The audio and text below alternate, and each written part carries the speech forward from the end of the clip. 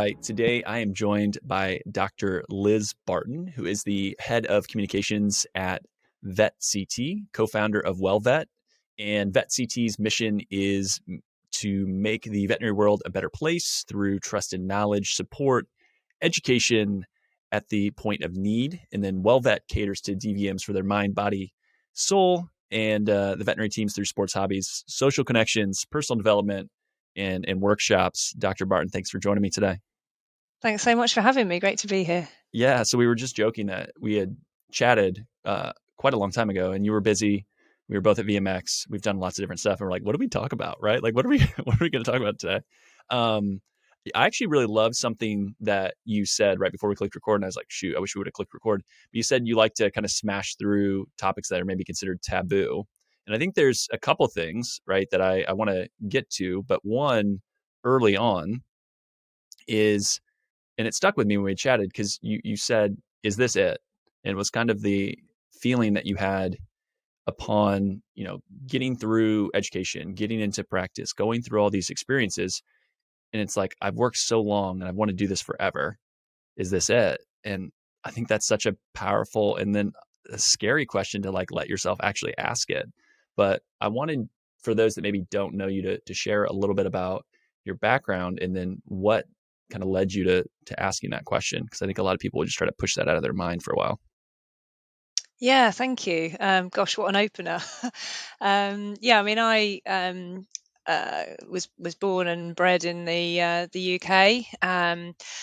Since the age of 4, I'd wanted to be a vet, and my school teacher said to me, "Well, you're going to have to work really hard." And from the age of 4, that motivated me to work really hard to the point of complete tunnel vision. Everything was about becoming a vet. Everything I did as hobbies, and as a teenager working at animal sanctuaries and seeing practice, etc., all in my own time. All of it was about achieving this goal, and I was absolutely overjoyed when I got into vet school and loved learning.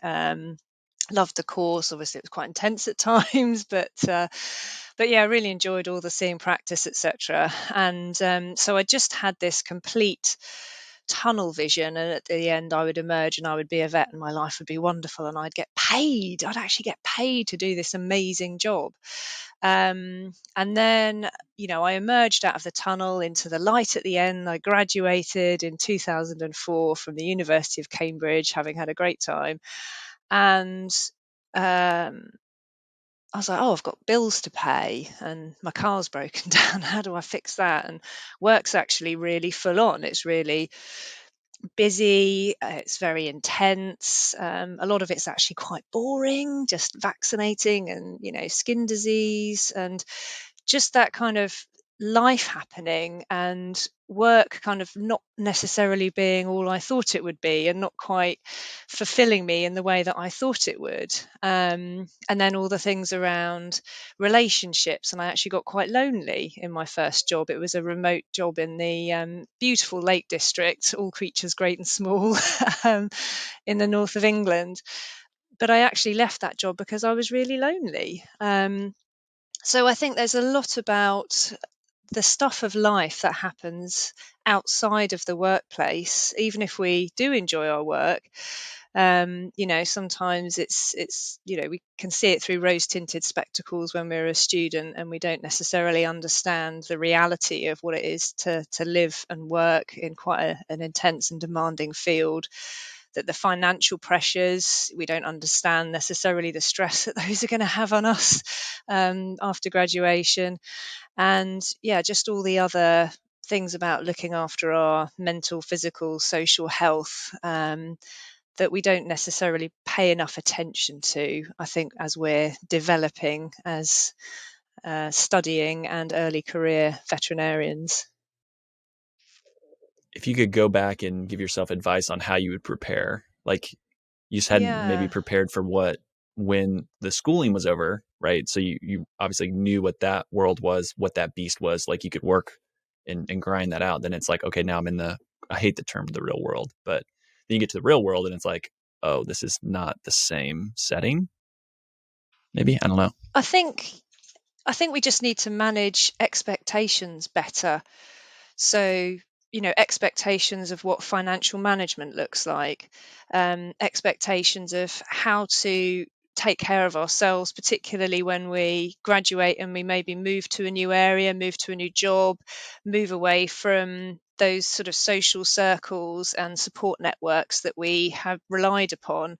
I think we really need to be better equipped as we go through the kind of university and training process to really be mindful of those areas of our lives and to be aware of how important it is to dedicate time, effort, resource to make sure that we've got a financial plan in place, to make sure that we know, how to look after ourselves in terms of healthy sleeping and eating habits, and to make sure that we put in place support systems, make sure that we dedicate time to keeping up relationships with friends and family and finding groups in new areas of people that we can really resonate with and share values with, and find our tribe, I guess is what I'm saying, because I think a lot of people don't necessarily realize that a lot of that resilience, that ability to bounce back through periods of challenge, a lot of that is extrinsic. A lot of that comes from our support networks and the people that we have around us, and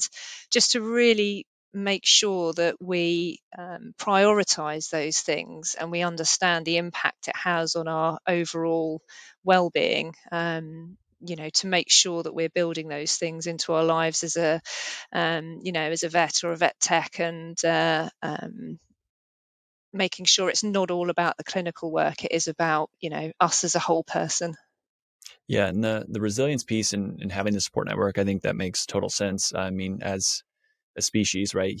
We want to be around others. Like, the isolation is not good for us. And do you think that it's a way that, most veterinarians are wired a certain way, and maybe they're not as, like they need to work on that more? Or is it dependent on the individual? Like, there's so much around the idea of, looking for others to help support you versus kind of taking that personal responsibility to say, like, I have it within me to do this or work through it. Like, how do you balance that to where you're not basically saying, like, it's someone else that needs to give it to me versus I have enough to make sure that I can address the challenges and issues? Like, does that make sense, my question? I don't know if it's clear or not.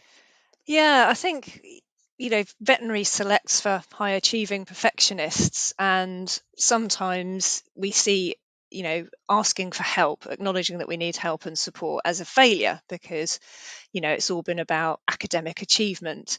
And that's so far removed from, what it takes to deliver animal care. It takes emotion, it takes empathy, it takes great communication. And actually, we all need help and support in those areas. None of us, come out fully fledged in that from university. We come out at the very beginnings of that journey. So admitting, that we need support and help is not admitting that, we're not as clever as the next vet or we're not as clinically able. It's about saying, actually, this is a challenging job for many reasons, and we are going to make mistakes.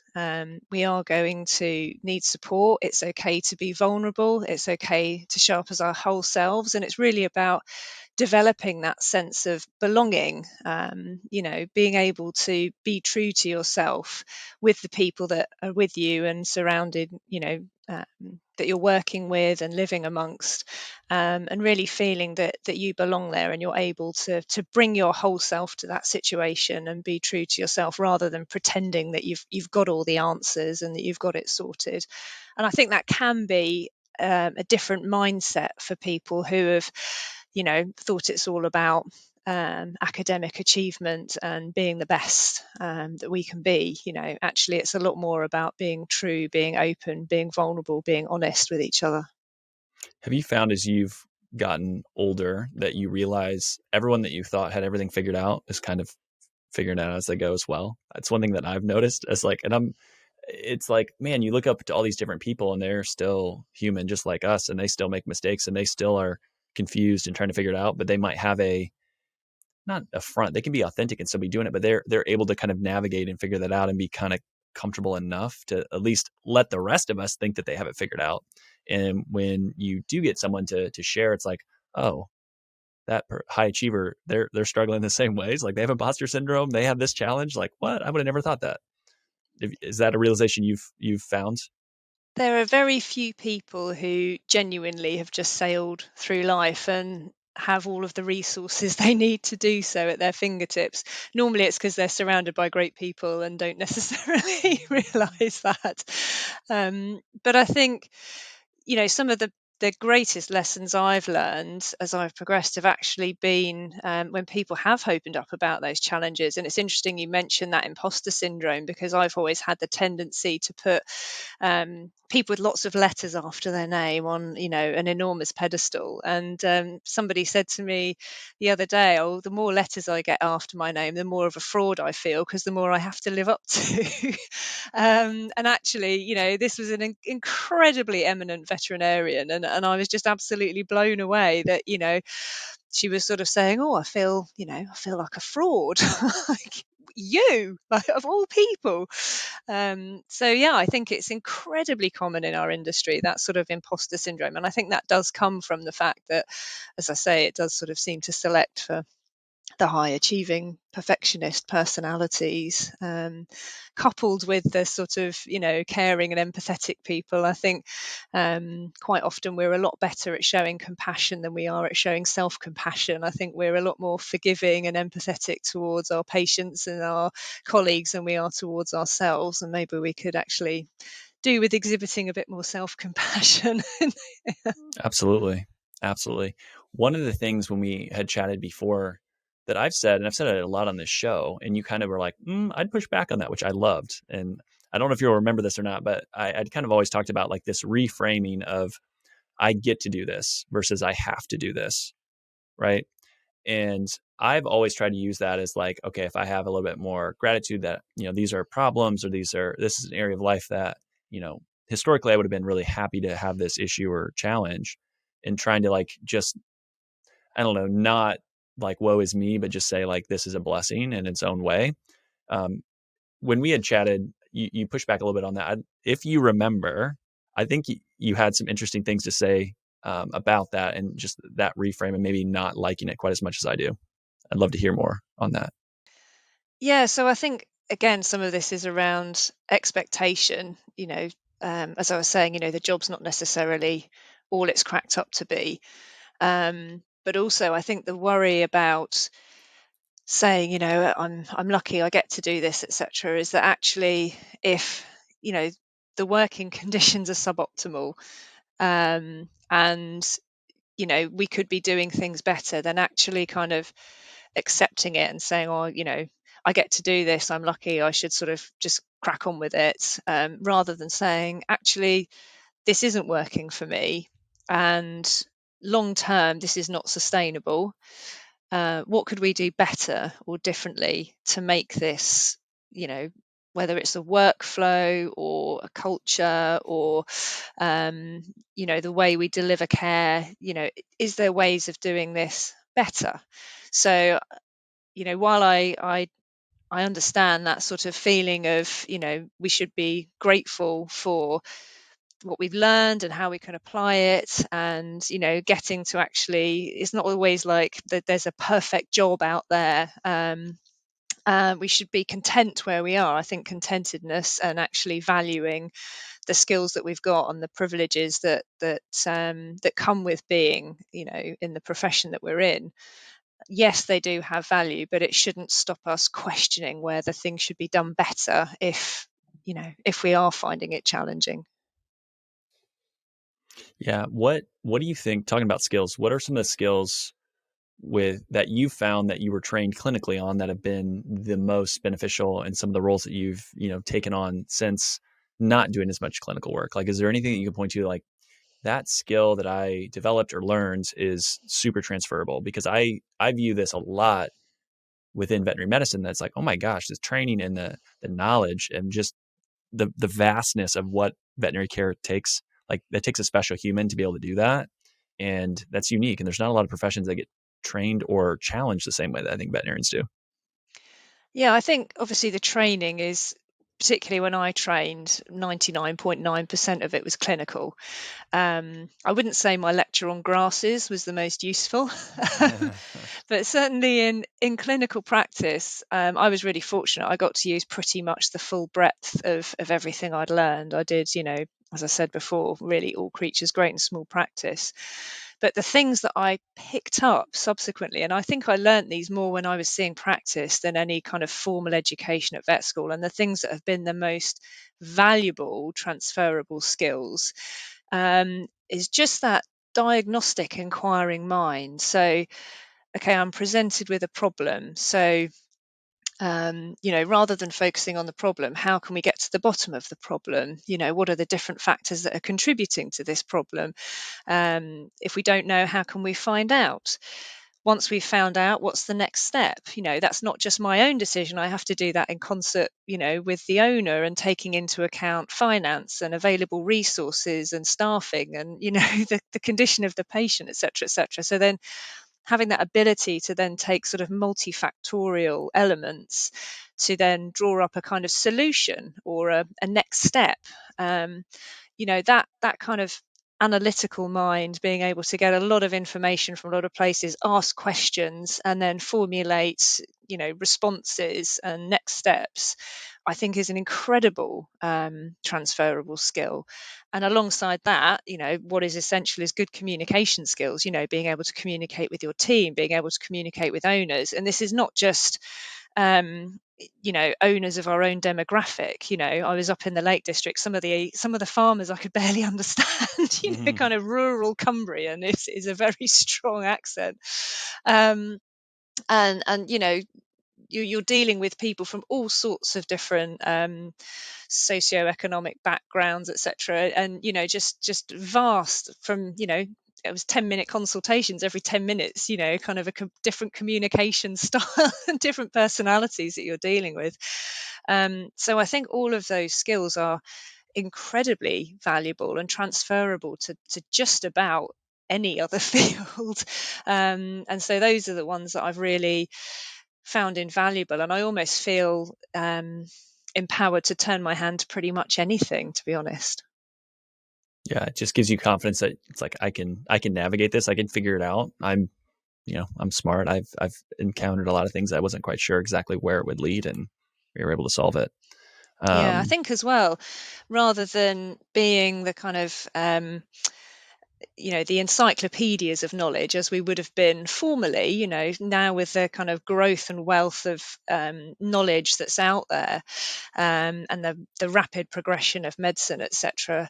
Rather than being the purveyors of all knowledge, we're now more the curators of knowledge. So a lot of it is about being able to say, well, I don't know the answer, and having the confidence to say, but I know where I can find it, and I know where I can make sure it's a reliable resource, and I know that I can make sure it's evidence-based, So I think as well, having that ability and that, well, I guess that confidence, that if we don't know the answers, we're sort of empowered to go and find them in a way that makes sure we can get good quality evidence. What are you most excited about, or what's a topic that's on your mind at the moment? Is there anything that you think top of mind? I think this is a complete sea change in Yeah, the that's totally conversation. fine. Yeah. But I think just how much technology, the potential of technology to sort of empower what we do, and not just provide sort of connected care, but also more holistic care as well. I just thinking from everything from designing pet and animal diets through to home monitors giving us more accurate data, through to being able to provide care to more animals and people, animals and their carers in more remote areas, sort of improving accessibility of care, through to providing more flexible and remote working opportunities for veterinary teams, providing sort of point of care advice and support, and again, the sort of around the corner AI and what that can do to just sort of ease the pressure on workflows and improve sort of workplace efficiencies and optimization. I think there's so much pressure on the industry at the moment, and I think technology is going to, in the next sort of 5 to 10 years, play a huge role in answering some of those workflow, I guess, crunch points, where we're struggling to deliver care in the way that we would like to the number of animals that we would like. So I'm really excited to see how all of that develops. On the kind of non-clinical side, I think it's really exciting to see how much more the conversation around wellness is opening up globally, and how we are integrating it into everything from veterinary conferences to practice policy, just to make sure we're doing more to look after our staff, and how that's also filtering into universities. There's more teaching and education around, as we sort of started the conversation around how to look after yourself. So I guess on the non-clinical side, it's that side of things as well. What do you think? Because I think the remote, the kind of work from home, there's obviously been big shifts in lots of industries. Veterinary medicine a little different, but not fully excluded from that work from home. Is there any remote work within, again, the skills that you have as a veterinarian that you look into the future and say, that's going to be a really neat role, that it's going to be location independent for the knowledge that a veterinarian could have? Because I think that flexibility could be huge for whether it's family, whether it's, there's lots of constraints at times when you have, to be there, right? To have your hands on, the animal to diagnose and go through some of those things. Yeah, I think one of the biggest ones is that triage piece of just, making sure, does this need hands-on, or is it something that can be dealt with at home, and therefore sort of empowering the people who are remote working to maybe do post-op checks, or the whole, the wealth of telemedicine. We don't need to sort of list all of the different indications, but Sure. but the things that can be done at home to be done at home.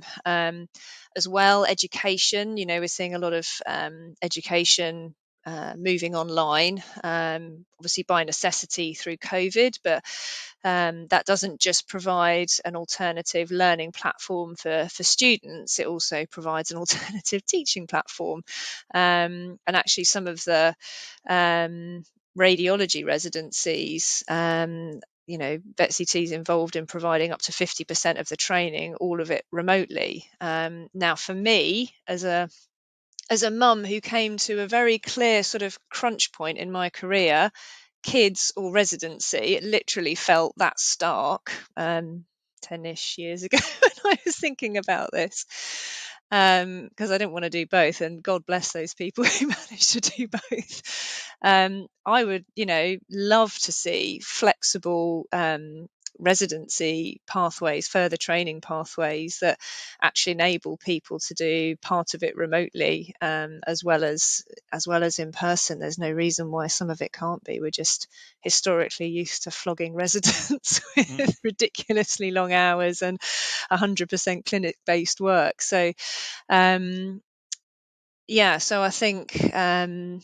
there's a lot of potential to look at different ways across the veterinary sector, from students to practitioners to educators to learners, that we could actually do more online and make it more flexible, not just in terms of hours, but also location and,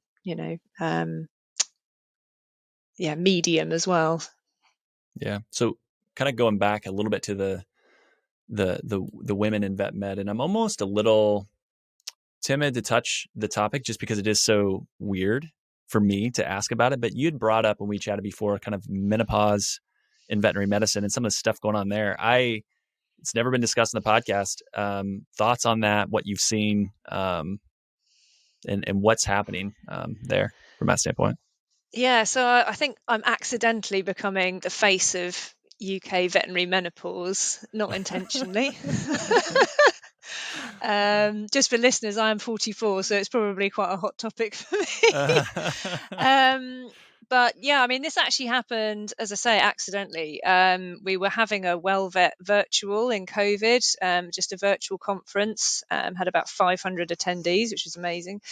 And we were just inviting groups to kind of break off online and sort of have discussions. And this group kind of formed discussing menopause and sort of came back to us and said, like, oh my goodness, this is the first like time or space we've actually connected about this and shared some stories. Like, we need to carry on this conversation. So, I connected with those individuals, carried on the conversation.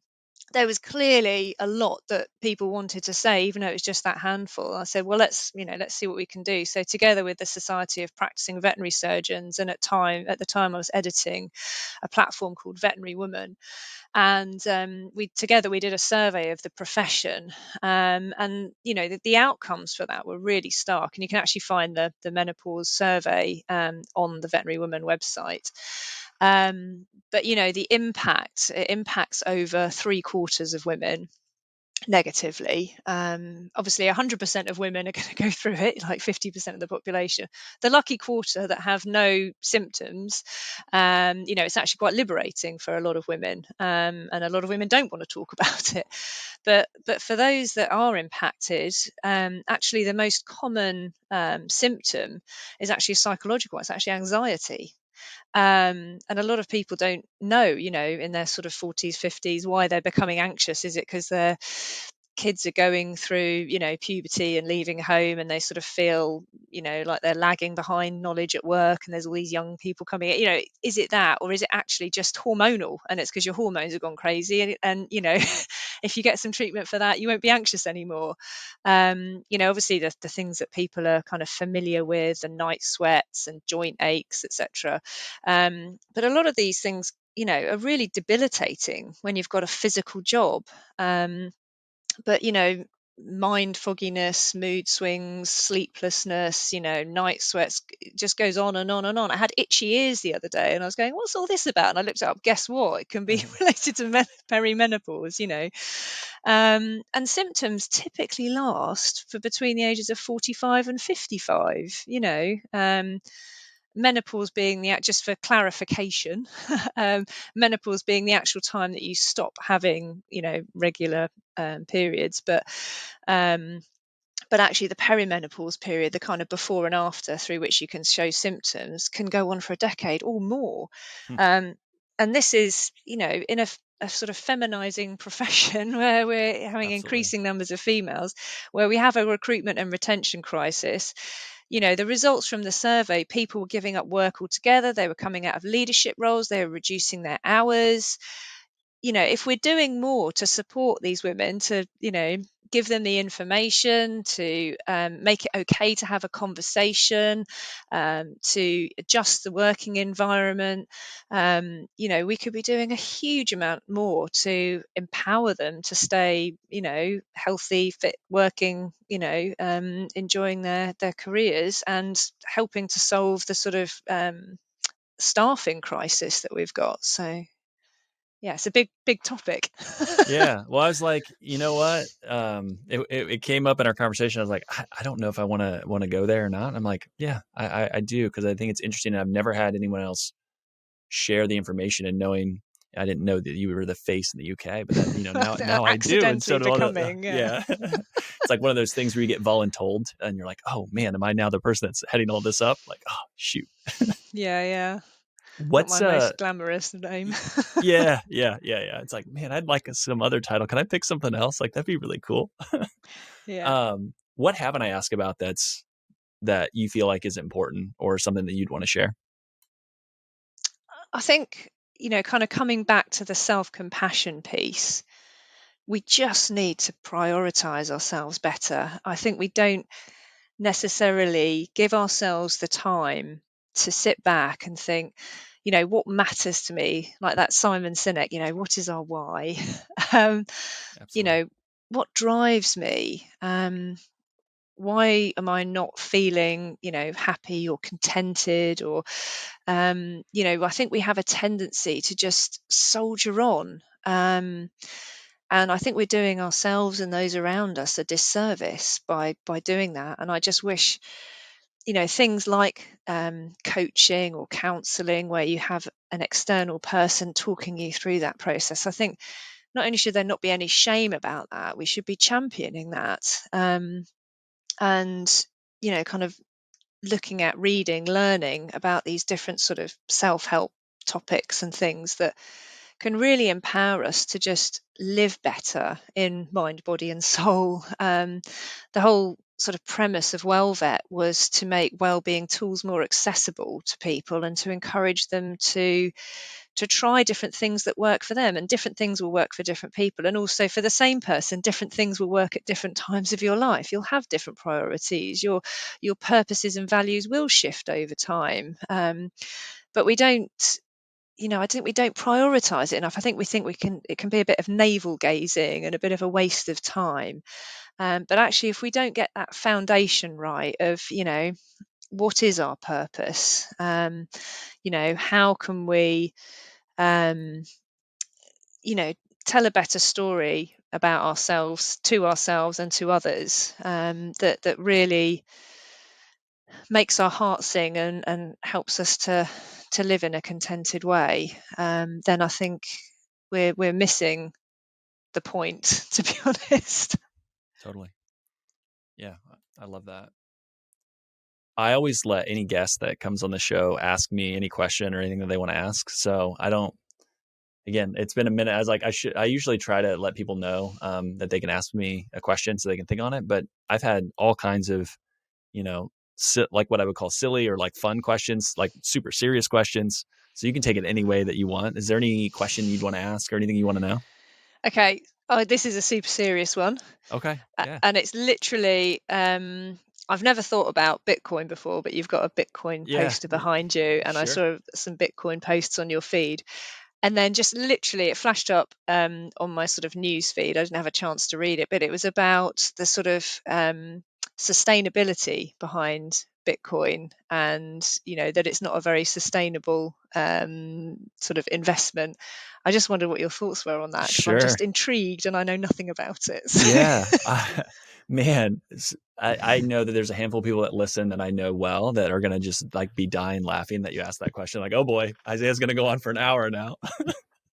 I'll keep it shorter. So, yeah. So from a sustainability, I think a lot of environmental stuff gets talked about with Bitcoin, that it's going to use as much energy as a country. I think Portugal was one.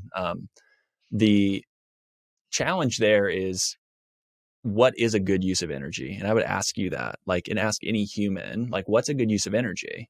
Like, are Christmas lights a good use of energy? Is a refrigerator a good use of energy? Is a dryer a good use of energy?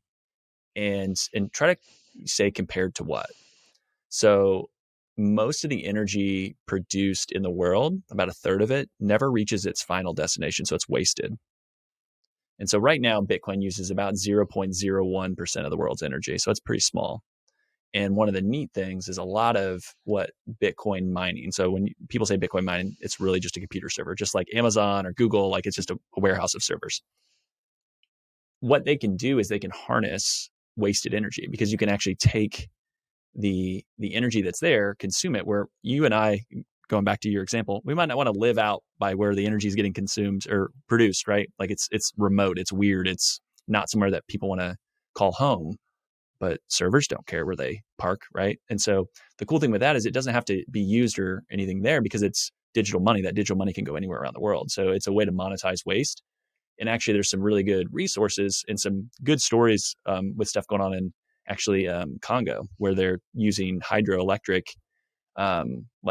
nuclear energy, and building it out using Bitcoin initially, miners to generate the power, and having a buyer for it. And then they're able to then bring that electricity to those surrounding communities that have really intermittent power. And so like that's obviously one of those like feel good stories that people can like attach to, and you can think about it. But it's the same way, and you can look at in the United States, there's a lot of oil and gas, and there's flare. So the EPA requires that, if there's methane coming off of a drilling operation, they have to burn it. And they can only burn so much because it's harmful to the atmosphere. Well, what they can do is they can attach a Bitcoin mining operation to that in a generator, and they can actually consume the CO or consume the methane and mine Bitcoin off that. And it's actually better for the environment because they don't burn it off. So there's lots of things like that. I think Bitcoin, the energy consumption will and likely go up. And I would ask or suggest from the standpoint of, what is good money what is a good use of energy? Fair and honest money that can't be taken, censored, debased, which basically means devalued. Is that important for humanity? And does that make the world better? So if I'm a veterinarian, can I go to work, create value, so take care of people and pets? Can I just save my money, spend time with my family, and not have to hire a investment advisor to like figure out the markets and go do things? It's like, that's a pretty cool thing. Like if I could actually just save money versus you have to earn it and now you have to then go invest it to have something there for the future. And so that's the way that I would look at it. Is I think ultimately what Bitcoin accomplishes is it's better money and it allows for more human flourishing, and energy is absolutely part of that. But that might be a stretch for a lot of people, but that's partially why I talk about it as much as I do, because I think it's meaningful and that powerful. And I've called it, for this decade, I think it's the financial story of the decade. It'll probably be the financial story of the next decade and the decade after. But again, I'm super biased, and anyone that listens to the podcast knows that. But I've asked and I've inquired to try to bring kind of the anti case for folks, because I mean, for me, I always want to look at the other side of the thesis. Like, give me the case of why this doesn't work. And there's a funny saying that Bitcoin needs better critics, and I agree with that. There's not a lot that I can point to where I can say, yeah, it's not a guarantee, but man, there's a lot of positives here. And I think at the end of the day, the merit of what it's trying to accomplish will see through. So that's a way longer answer than I think you wanted, but there's my. No, actually, I thought that was quite succinct. I think that was that was really good. It was, I think a lot of these things we can almost come with our prejudice and then choose to read the things that kind of confirm our bias and pick and choose the evidence around it. So it's nice to sort of have discussions around the pros and cons of things. I think we don't do that enough, and I think the kind of modern media has a tendency to sort of polarize opinions on a lot of things rather than sort of fostering healthy debate and discussion. So yeah, it's really interesting to sort of get that side of it. And there's, I think, again, there's a vested interest sometimes for keeping the current structure of the way things are, because there's people that are beneficiaries of that would prefer it not to change.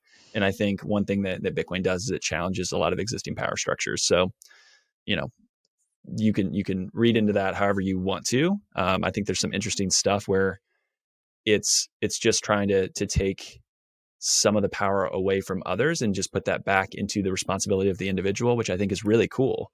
And ultimately, I think helps with some of the different, challenges, because finances are a stress on so many families and so many different things. And part of the reason that there's a challenge is it's just hard. If you look at the working hours to buy a home in the United States or in the UK or in Canada or anywhere else, right? That's drastically changed from what it used to be. Right. And so it's really difficult. And the other thing, going back to energy, I have to say this because it's such a good point, and then I'll move on. But if you have a world that always needs to consume more, and the economy, the GDP always has to grow, how is that sustainable? And there's an excellent book written by Jeff Booth called The Price of Tomorrow, and it's why deflation is the key to an abundant future. And I think he wrote it pre-COVID, and so many of the things that he's talked about have been put into hyperdrive post-COVID with some of the decisions from a monetary policy of leadership around the world, the UK, Canada, United States, everyone, right? The Eurozone, all that. And you think about that, it's like, how is it sustainable if it always has to grow? Like, you will always be consuming all the resources. And I think there's a lot more to the Bitcoin story, where there's people that are anti-Bitcoin that actually have a viewpoint that is very similar to, I think, ultimately where this goes. And it's interesting, right? You just come at it from different angles, and everyone has their version of how they're going to solve it. And it's like, if you can coalesce on this one thing, where it's, if you go upstream of a lot of the issues, to me, right, money is one of the things that's fundamentally broken around the world, and this solves that, in my humble opinion. So yeah, totally. And I totally agree. It's a massive source of stress. I think resource management for us as individuals involves our sort of mental and physical capacity, our time, but also our financial capacity, and all of our resources are enablers for us to do things. But, if they're broken, then it's a big source of stress. So, and I think sustainability, actually, you were asking about, sort of topics that, are not necessarily exciting, but I think are very of the moment. Obviously sustainability is a huge one. Everything from, single-use plastics in practice through to how we can impact the kind of methane outputs of dairy cows with their diets on a global scale, and kind of One Health issues, as sort of the kind of emergence of zoonotic diseases, COVID being a pretty obvious one, from animal species, because we're ruining biodiversity and we're destroying their habitats, and we're causing more sort of artificial disease mixing through some of our human habits. So I think the whole topic around sustainability and how it impacts so broadly is a really fascinating one. And just hearing you talk about, Bitcoin in that context, it's one of those things that can feel very separate from, a greener planet. But then when you start joining the dots together, everything's connected, right? It is, yeah. And I just laugh because it's like, man, there's just so much of that where it's like this onion where you can go from one layer, like, oh, then there's this whole other thing. Like, should have been like, how much time do you have? How much time do you want to talk? Right. But Yeah, exactly. Well, the onion grows outwards, doesn't yeah. it? Oh, yeah. It goes outwards, right? You're exactly right. It gets bigger. It's not getting smaller. Yeah. Yeah. To me, it is just a very fascinating topic that I've found that I'm like, I want those within veterinary medicine to at least know whether they think I'm crazy or not is a completely separate thing, but someone that is going to continue to share some resources on this, and maybe it comes across their phone or their browsing. They're like, hey, this is interesting. I'm interested in that, and they dig a little deeper. I can't fully create enough content on that to let them borrow my convictions, but it's like, I think the juice is worth the squeeze for everyone to kind of explore it on their own and figure out what's going on. I'll leave you with this. So one of the biggest Bitcoin podcasts, I think, is one of the most prevalent. It's called What Bitcoin Did, and he's in Bedford, UK, right? And so he actually bought a like fifth tier, his hometown football club is what he wanted to do, and so he's going to try to get them to the Premier League, and it's kind of funny. But his whole thing is, trying to bring a different audience into learning about Bitcoin. And I think he does a really good job at that. So yeah, there's some UK connections there. He's only about half an hour. Bedford's only about half an hour from here. So really? Yeah. Drive over and say hi. yeah, absolutely. I was like, I have no idea where home is, where Bedford. I was like, I don't even know where Bedford is really in the UK. I think I've looked it up once, but southeast. Yeah. Cool. For those that want to connect with you, I know you're going to be at WVC. I don't know if when we were recording, if that got on there or not, but you're going to be at WVC. So this will be out probably right around that time, maybe right after, actually. I don't know. We'll see. But how do folks connect with you? How would you encourage them to reach out if they want to chat more or learn more about the work that you're doing? Yeah, so I'm on LinkedIn. I'm liz.barton.vet. Or my email address is liz.barton@vet-ct.com. And I'd love to hear from people. I've got my interests are far and wide. I've got my fingers in lots of pies of various things in the veterinary industry, because I think it's such a great, as we were saying earlier, such a great industry with such great people, and we could just be doing a lot better to look after ourselves and each other, and the animals we care for ultimately as well. So yeah.